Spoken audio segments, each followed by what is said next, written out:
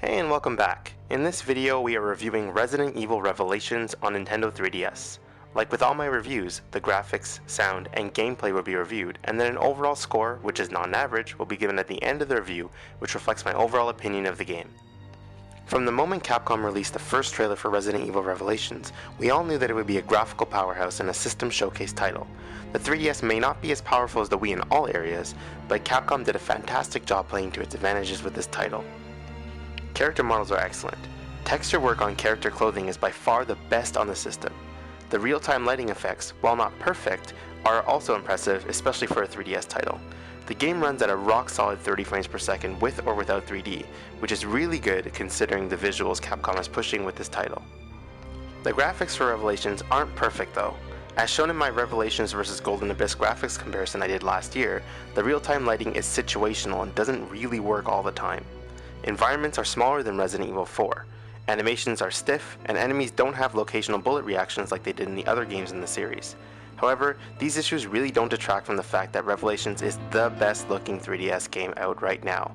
Graphics aren't perfect, but they're still leaps and bounds ahead of all other 3DS games and most portable games as a whole, which justifies the 10 on 10 score for the graphics. The sound in Revelations is perfectly functional. Returning characters like Jill and Chris are voiced by their long-time respective voice actors. New characters are voiced by voice actors who are about as par for the course as you can get for the series. I wouldn't call the voice acting in Resident Evil Revelations bad, not in the slightest.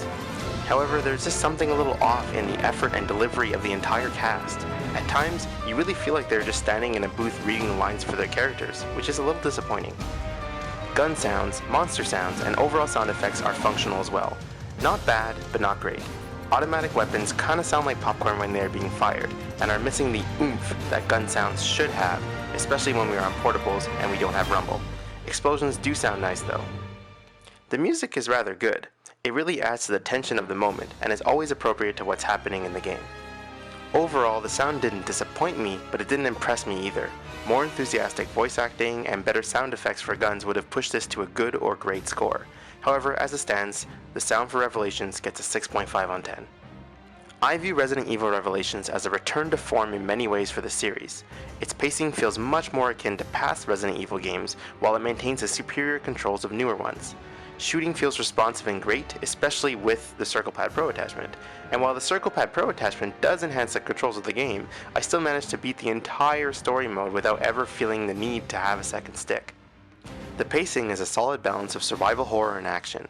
I found past entries in the series to focus too much on survival, which made the game slightly boring to me. I find recent entries in the series to focus too much on action, which kind of destroyed the soul of the series for me as well. Revelation manages to feel more survival-ish while having controls and encounters that feel like an action game, which is exactly what I wanted out of it, most of the time. You see, the main story is played out on a ship location, which is the perfect backdrop for a horror game like this. However, oftentimes the game has you playing flashback or meanwhile moments which you are off the ship. During these encounters, you are loaded with ammo and are set loose on hordes of enemies. These parts do not feel scary or intense at all and are the weakest moments in the game.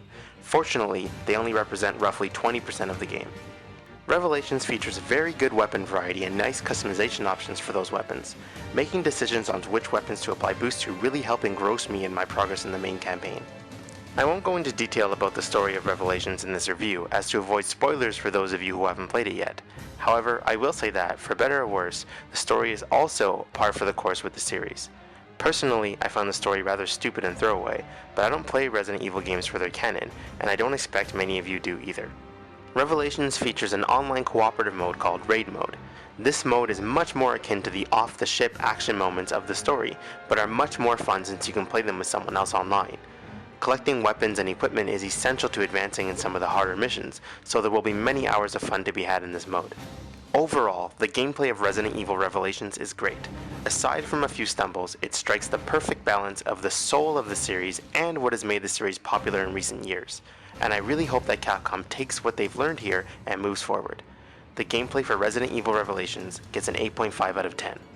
Revelation's superior production values and well-balanced gameplay more than make up for the small qualms I have about the sound and the story. Overall, Resident Evil Revelations gets an 8.5 on 10.